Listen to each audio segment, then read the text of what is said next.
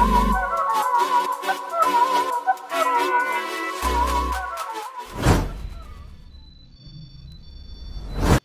selamat pagi anak-anak. Bagaimana kabar kalian hari ini? Semoga sehat ya.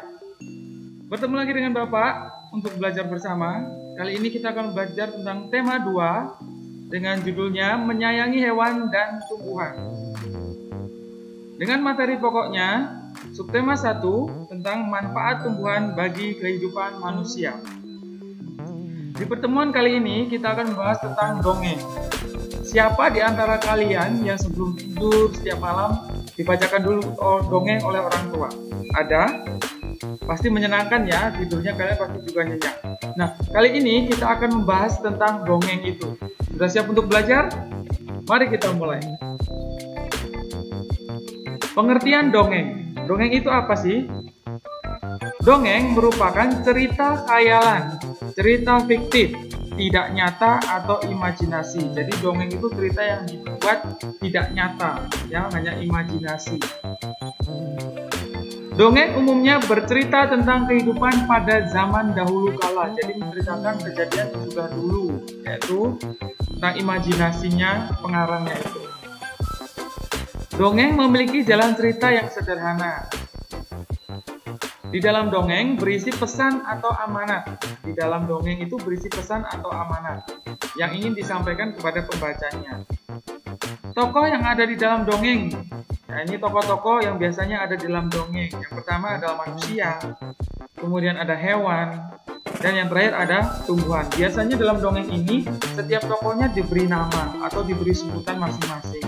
Ya, misalnya si hewannya diberi si kancil, ya. Kemudian dilanjutkan. Unsur-unsur dalam dongeng. Kita akan bahas beberapa unsur dalam dongeng. Yang pertama, judul. Dalam setiap dongeng itu pasti ada judulnya. Masa setiap dongeng tidak ada judulnya? Jadi kita harus tahu bagaimana kalau misalnya dalam dongeng itu tidak ada judulnya. Ya, yang kedua, tema. Apa itu tema? Tema yaitu ide pokok dari cerita atau patokan untuk membangun suatu cerita. Misalnya temanya itu persahabatan. Ya, kalau persahabatan ya di situ ceritanya hanya persahabatan saja. Ya, misalnya permusuhan, kemudian persaudaraan, misalnya contohnya seperti temanya. Ya, kalau misalnya di tematik, tema kita hari ini adalah menyayangi tumbuhan dan hewan. Nah, itu temanya. Kemudian tokoh. Tokoh yaitu para pelaku yang ada di dalam dongeng. Tokoh tadi, tokoh itu ada manusia, ada hewan, ada tumbuhan, ya, dan di dalamnya itu diberi nama. Setiap tokohnya itu diberi nama. Misalnya tumbuhan diberi nama Jody, begitu ya. Lanjut, latar. Latar itu apa? Latar yaitu tempat, waktu, atau suasana dalam dongeng. Nah, misalnya tempat terjadinya dongeng itu di mana? Misalnya di sungai, ya, kemudian di jalan raya, di hutan. Nah, itu contohnya tempat. Kemudian waktu, misalnya terjadi pada sore hari, ketika pagi hari, ya, ketika hujan. Kemudian suasananya, suasana dalam dongeng itu maksudnya apa? Suasana itu mencekam itu menakutkan atau menggembirakan. Nah, itu maksudnya. Ya, latar itu tempat, waktu, atau suasana. Diingat-ingat ya, di sini Bapak tidak menuliskannya. Bapak minta kalian untuk ingat-ingat. Suatu saat Bapak tanya, tempat, misalnya apa? Kalau tempat itu di mana terjadinya? Oke, lanjut. Watak tokoh, yaitu sifat tokoh dalam dongeng. Pelajaran sebelumnya kita sudah belajar tentang sifat-sifat manusia. Ada yang baik, ada yang jahat. Nah, dalam tokoh dongeng itu juga ada yang seperti itu, ya. Alur, yaitu rangkaian peristiwa dalam dongeng. Alurnya itu yaitu dari pertama terjadi langsung ke depan, atau dari kita flashback, ya. Kita terjadi dulu, kemudian kita ingat-ingat apa yang terjadi sebelumnya. Itu adalah alur. Kemudian pesan atau amanat, yaitu pesan yang ingin disampaikan penulis dongeng kepada pembaca. Nah, maksudnya apa pesan ini? Maksudnya adalah kita harus berbuat bagaimana, misalnya terjadi kancil dan buaya, yaitu cerdik. Ya, kita pesannya harus bagaimana? Kita harus cerdik seperti kancil. Tapi kita juga tidak boleh berbohong seperti kancil, ya. Misalnya seperti itu contohnya. Lanjut.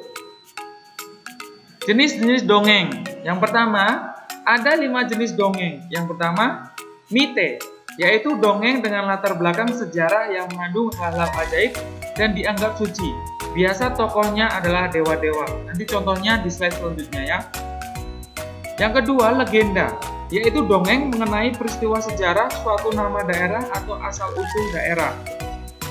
Yang ketiga, fabel, yaitu dongeng yang tokohnya hewan dan menceritakan tentang kehidupan mereka atau kehidupan hewan itu tersebut. Lanjut, hikayat, yaitu dongeng yang menceritakan kehebatan atau kepahlawanan seseorang, itu hikayat. Kemudian parabel, yaitu dongeng yang menggunakan perumpamaan untuk menyampaikan pesan moralnya. Kita lanjut.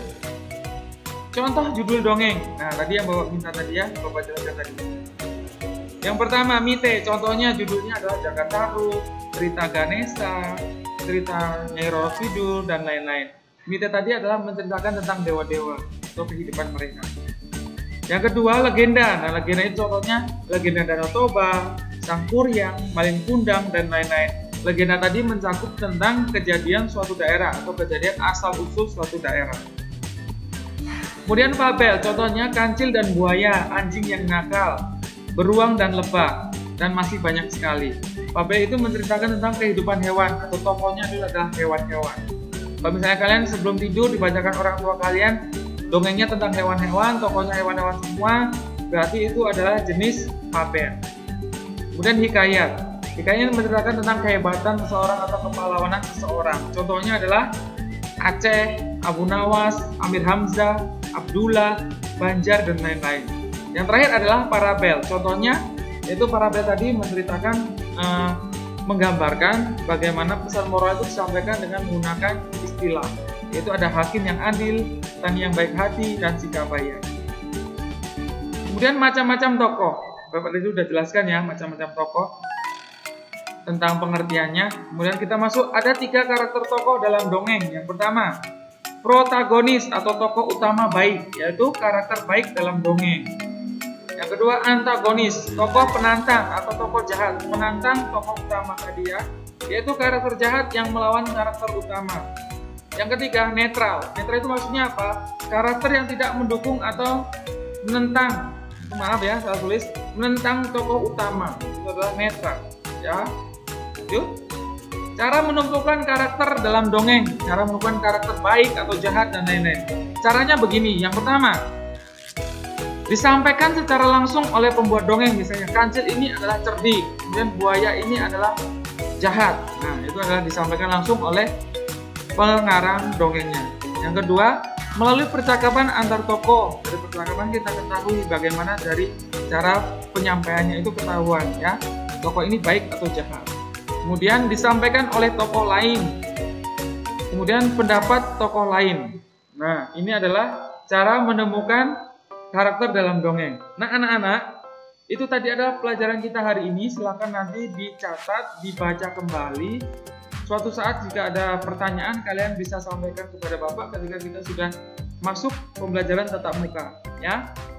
Oke, cukup sekian pelajaran hari ini. Sampai bertemu di video pembelajaran selanjutnya. Tetap sehat, tetap semangat. See you and bye-bye.